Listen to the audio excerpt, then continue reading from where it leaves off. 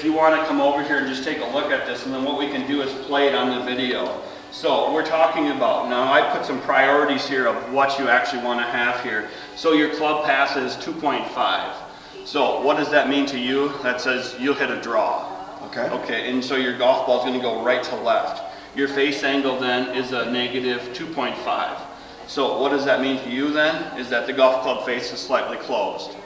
So as we talked a little bit briefly before then, is that your golf ball is going to start left and draw to the left a little bit more. Okay. Yeah. And so that's what it does a lot, I must admit. Okay. Yeah. And you know, that's not a bad shot to have either.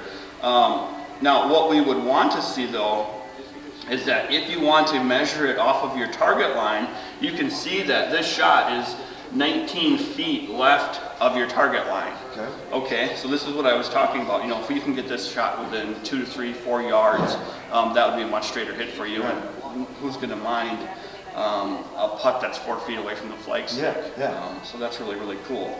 So what we want to do then is just kind of look at this, and if we can get now, let's just keep your club pass at 2.5, and let's see if we can open your club face up and get your club face open about 1 degree open. All right. Okay, so we're looking at a difference about 3 degrees. All right.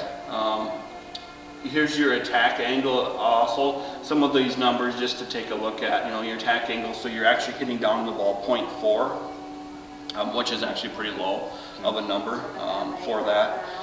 You're picking it pretty clean coming out. So then you can see your carry distance was 103, your total distance was 121. Yeah, that's really good. So you can see your club pass of a 1.8, your face angle of a 1.6. So again, now that you've improved your club pass a little bit, we're still looking for this number then to be a little bit more around 0. Okay. But that's a really good change there of just a 3 degrees change there that you did. Very, very good. So do you have any questions kind of on what we've done here? Let me do this just to show you your shot pass there to see just by doing the couple swings here, one, of how much straighter you're able to get it. And if we improve, you know, maybe just a couple more shots, you'd even get them straighter, then you'd only be just a couple feet away from the target line. Just doing those minor adjustments to your face angle. And then to see that ball actually did go 137 yards, and you were hitting with that with a 6 iron. Your carry distance 124. And you can also see your ball flight height in feet. 56 feet into the air, and then your face to pass is a really small number of 0.1 negative. So very, you know, that's going to be a really straight shot, just a little bit to the right. Okay. Okay. So this is going to be your email of a capture of this session of what we can kind of go through. Now you're going to also be able to go to mytrackman.com, and you're now a user of this. I paid for it, you do it for free, so just log into it. You can pull up your information and your numbers of this club and to track this. So what I can do here is we're recording this and saying, okay, now this is where we start, this is where we finished. Look at the club face, much more controlled, much more pointing at the target. Again, we talked about your club path being actually really good at a 1.8. I really wouldn't change that too much to keep that there.